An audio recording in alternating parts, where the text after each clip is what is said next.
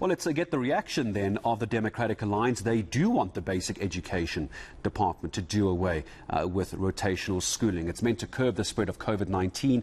It's been in place since early 2020, of course, when we went into lockdown or once the schools had caught up with what to do. But could there be far-reaching consequences? Well, the party's Baxolile Nodada joining us from Mahikeng in the northwest this morning. Baxolile, good morning to you. So the Democratic Alliance wants it scrapped. Why do we want to see the end of rotational learning? Good morning, Gareth, and good morning to your viewers. First of all, we need to understand why the rotational system was put in place initially, which was to decrease the pressure on the health department, particularly hospitalizations.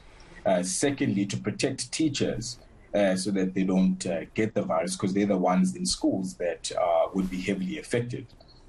So that they are not prone to death.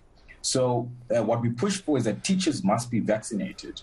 We visited in Mpumalanga last week. Both schools that we visited have over 95% of the teachers vaccinated. We had Mahikeng, as you're speaking right now, to do the same oversight visits to schools to check whether there's a possibility for us to end the rotational system. The reality of the situation is that schools, learners have lost over 40% of their learning and teaching time. Worst of all, the no-fee paying schools, which we all know are in poor areas, have lost between 50 and 75% of their learning and teaching time. And, you know, NIXPO even makes research and data that says a grade 3 learner by June this year will only know what a grade 2 learner knew in 2019. Meaning that we're exacerbating the already unequal education system in the country. And it's important for us to ensure that learners go back to the classroom fully.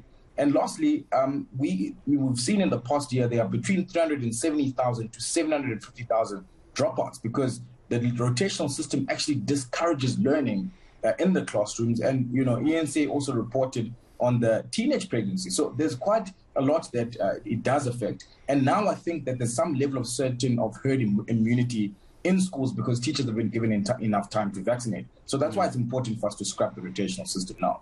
So why do you think it hasn't been scrapped yet by the Education Department? What would you imagine the reasons are?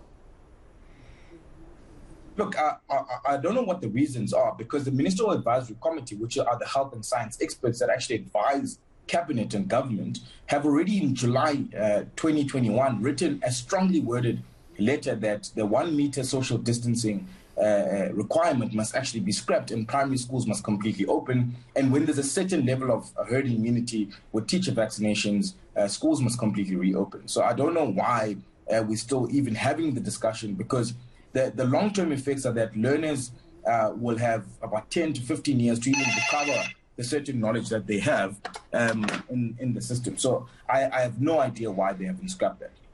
Sorry, Baxolile is on a live interview at the moment. You'll have to get back to him on the telephone in a couple of minutes from now. So I imagine then there's going to be ongoing discussions with the Basic Education Department. Do you see room for agreement on this, or could we see a court case surrounding this going forward? Is that as far as the DA is prepared to go, as far as the courts if they have to? It's very important to understand that we are engaging. We've written to the President for him to take this matter into consideration so that the Minister of Cooperative Governance, in consultation with the Minister of Basic Education, actually scrapped the 1 meter social distancing rule because we can't not comply with the law. And the schools have to comply with that law.